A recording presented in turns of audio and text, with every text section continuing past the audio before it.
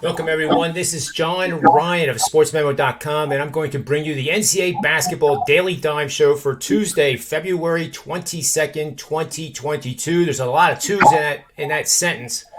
In fact, it is 2/22/22, so remember that. It only happens once, believe it or not. So we're going to be joined here by my good friends and professional sports betting pals, Jesse Schule and Dr. Chuck, both of SportsMemo.com. So make sure you get over to SportsMemo.com and get their subscriptions. Don't buy just one pick. Well, now I'm going to have to rant. Guys, you've never seen me do this, but I've been hanging around the Prez, I think, too much, and we've become really good friends, and he's rubbing off on me. And I'm riding a 7-0 total streak in basketball going into yesterday. My models come up with this really strong play that easily was a 5% max bet to put out. I get tons of people believing in me by buying it, and it didn't work. It didn't work. In fact, it didn't work badly in the first half. It was West Virginia on the road against TCU in a game that I thought would be lucky to even hit 125, let alone what it did hit, which I think was 144. But here's what really made me irritated was I talk about in-game betting all the time, right? Right. So I have this one app which will remain nameless, and I live near a state border, which this has never been a problem.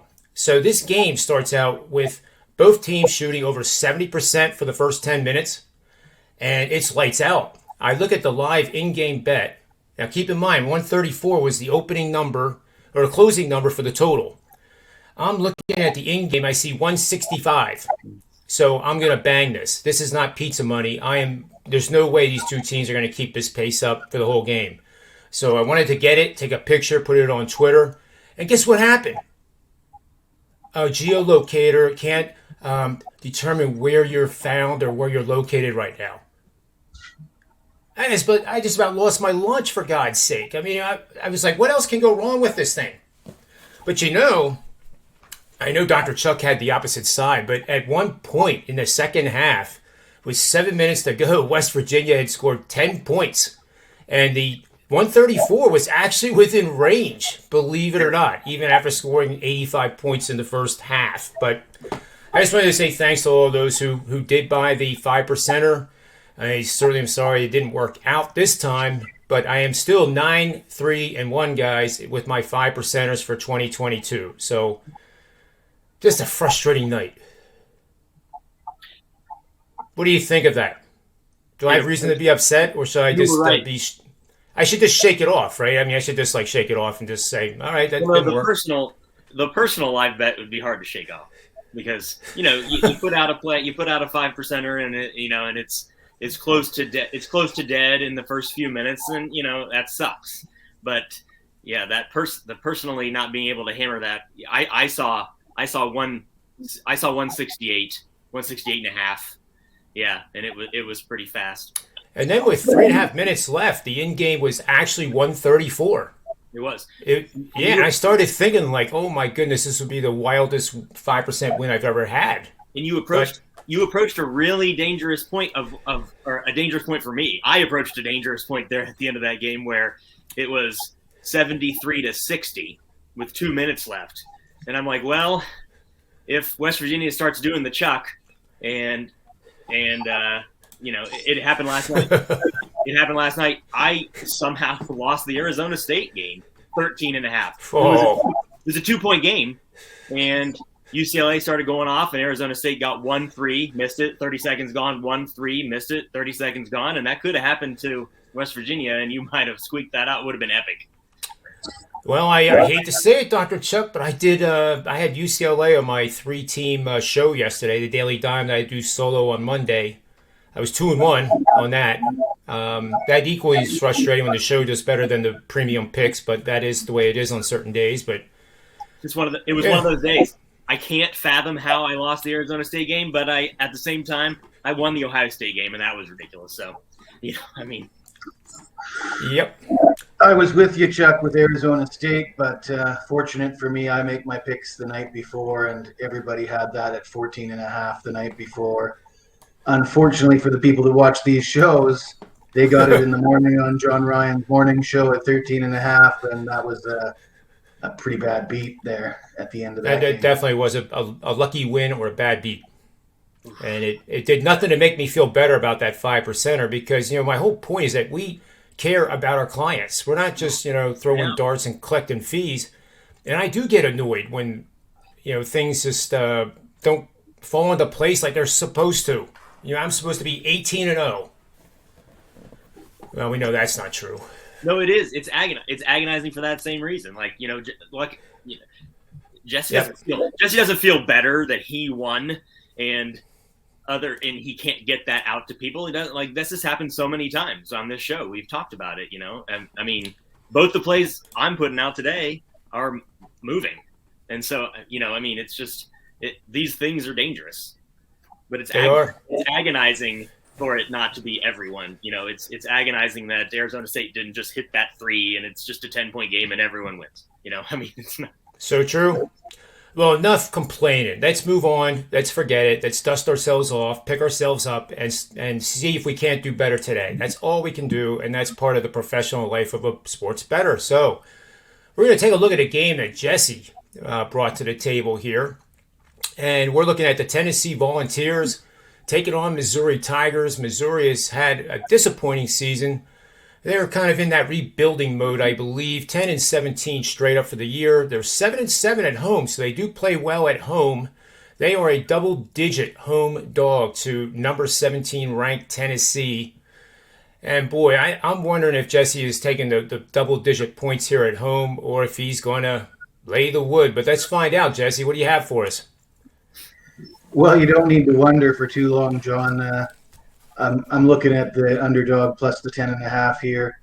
The Volunteers, big favorite, but they aren't the best road team. They actually have a losing record on the road. They're just 4-5, and it could be a tough spot for them. They're coming off a bit of a loss there, and they're looking ahead at their next game as a home game against Auburn, which is a game that they probably take a little more seriously than this game. Missouri, you mentioned, pretty solid home team, 7-7 at home. What you didn't mention, though, is some of their losses. They lost their last home game 58-56 to Mississippi State. They lost by 1 point against Florida. They lost by 1 point against Auburn. I don't know if you remember, we had Missouri as the big underdog in that game against Auburn. They almost won outright. And Missouri 6-1 against the spread in their last 7 home games, 16-5 against the spread in their last 21 as a home dog. They play strong defense at home. They're allowing 64.3 points per game. And the Vols, they're just averaging 67 points per game on the road. I don't see this as a game that Tennessee should win by double digits. I agree with you. I have nothing further to say about it. So let's move on to the next game. And this is Dr. Chuck's first of 2 plays.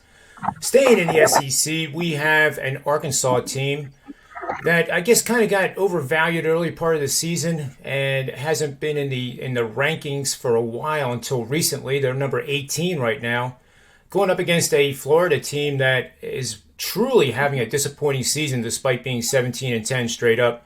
They are 12-3 at home, however, and in those home games they're 9-6 against the number. Not too bad there, but Arkansas is 5-2 on the road against the spread, and that is spanning their last 7. So, Dr. Chuck, I see this game at Florida at Pick'em right now. 45% of the bets are on Florida, 55% on Arkansas. Take it away and tell us where you're going with this game. This might be, and I don't want to sound like I'm just sloughing off this analysis, but this might be the easiest analysis that I'll have on the show. I will gladly fade the team that doesn't even travel, stays at home off of the key win against Auburn that I don't think was really a lot of their doing. Auburn's sloppy. They don't look good. Bruce Pearl is getting a lot of crap for not even getting the ball in Jabari's hands with the chance to win the game there, turning it over. Florida couldn't put the ball in the hoop either and still got that win. Arkansas, the theme of my show today is going to be defense. Arkansas defense, per Bart Torvik, is the best defense in the last 2.5 weeks by a lot. Gonzaga has an 85 defensive efficiency. Houston is right in there with an 86. Arkansas is an 80. It's an 80 defensive efficiency that they've posted, which if you can post something in the 90s for a season, you're an epic defense. And they're just, they had that same post-Auburn letdown spot against Alabama, but they played their butts off in that game and still only lost by 1. And I just don't think, you're going to give me the public sees a team at home that just beat the team and they might get a point. They are a pick 'em against Arkansas. And if people aren't paying close enough attention to the actual metrics, having a net rating of 30 plus is going to beat most anybody. It doesn't really matter if it's in Gainesville. And I guess Mike White thinks his team had a moment. Well, they had a moment that I think ends tonight, and I don't really think it's all that close. Honestly, I would take Arkansas up to -3 on the road here, but I think they win by a half dozen. And I'm with you on that one too. I can't make a case for the other side at all. And the fact that Florida is playing in Gainesville and only a pick, I think the market is telling you that Arkansas is the right side. Good job there, Dr. Chuck. Now we'll move on to my play here. We're looking at Kansas State, who is 14-12, winning record on the season. They are 14-10 with 2 pushes against the number over the last 10, 5-5, 6-3-1 against the number. So they've been, if you've been back in Kansas State, you've been doing pretty good. ATS, they're 8-2 with no pushes on the road, which is outstanding. But they're going against the Kansas Jayhawks, number 5 in the nation. This game starts at 9 o'clock tonight, and it's in Lawrence, and they're favored by 12.5. I think this number will probably edge higher to 13, maybe even 13.5. So if you agree with me and you like Kansas as a double-digit home favorite, nail it now and book it before waiting for tip-off, sooner rather than later. Kansas is 22-4. And about a month ago, the media was thinking that there was something wrong with this team. And granted, it was. The big men were not scoring. And they were largely inconsistent. And that has all changed now. So I see this as a game that Kansas is just a hungrier team. Of course, Kansas State needs to win this game to improve their resume. That would be a huge resume builder for a team that's 14-12. But when you look at the talent and you look at the matchups, this could get into a win by 20 or more points, in my opinion. That's what my one model is actually saying. Kansas State is 1-8 against the spread off a road loss against a conference rival spanning the last 2 seasons. Kansas is 8-1 against the spread in home games when facing a shooting team making 42% or less of their shots for the season in games played over the last 3 seasons. And Kansas, in that one angle, has won by an average of 27 points in those 9 games. So I am on Kansas minus 12.5, and I wouldn't be afraid even if it was minus 15, guys. It's a 3-unit bet, and that's how I feel about it. Let's move on to the next pick here, and that is going to be, let's return to Dr. Chuck here with Kent State. Kent State, 8 straight wins, covering 7 in a row, shooting 50% or higher in 4 of those 7 games. They're home, taking on Ball State, and you would think that they would have to be a double-digit favorite, but they're not. They actually opened at 10. They're now minus 8.5. Despite 63% of the tickets being bet on Kent, this number's coming down, which is kind of a flag to me initially, at least, that early money has been bigger on Ball State. But when you look at these 2 teams, Kent State is the superior team. They're 17-9 in the season. They're 9-4 at home against the spread, 13-10, 6-4-1 against the spread in those home games. And Ball State has not been good on the road, 3-8 and 4-7 against the number. Take it away, Dr. Chuck, and tell us where you're going with this one. Pretty commonly, I am they call me like a babysitter of the line, and that I think that is important. You do want to get ahead of the line.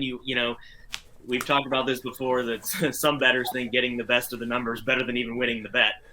But sometimes it's just doesn't matter, and in this case, I just don't think it matters. I made Kent State to be 14, similar to what you said about Kansas. Kent State, has been so good on offense, and they have the size that a lot of the MAC teams don't have that they can take advantage of, like they did in beating Toledo and Ohio back-to-back. And I suppose Vegas is expecting us to all see a letdown coming. This is still at home, though. And sure, if you beat the top 2 teams in the conference in a row, and then you're going to host a team that you probably could overlook, then I suppose that's the case. But Ball State is just it'd be hard to trust this team no matter how many points you were getting. Ball State can beat Toledo at home and then follow it up by losing to Central Michigan, which is just about like beating Kansas and then losing to Cal Poly.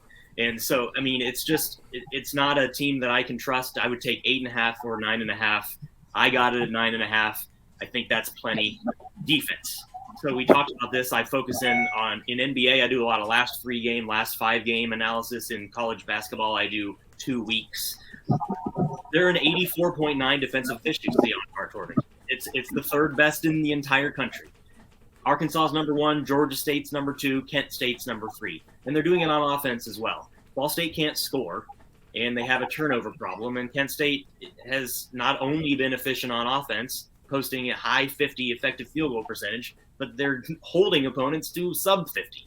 And so it's one of those things where I'd almost lay 8.5 in the first half. And when that's the case, I did make this to be 14. And so I just think this is a cruise that I don't think you have to worry about the Flashes letting down here. I think Senderoff has this team focusing in on winning the conference as a surprise rather than like being in a letdown spot against Ball State midweek. I love it. So there you have it. Dr. Chuck is on Kent State. And we are moving to the 5th and final play of the Daily Dime Show with Jesse Schule here in a marquee matchup of Big Ten opponents.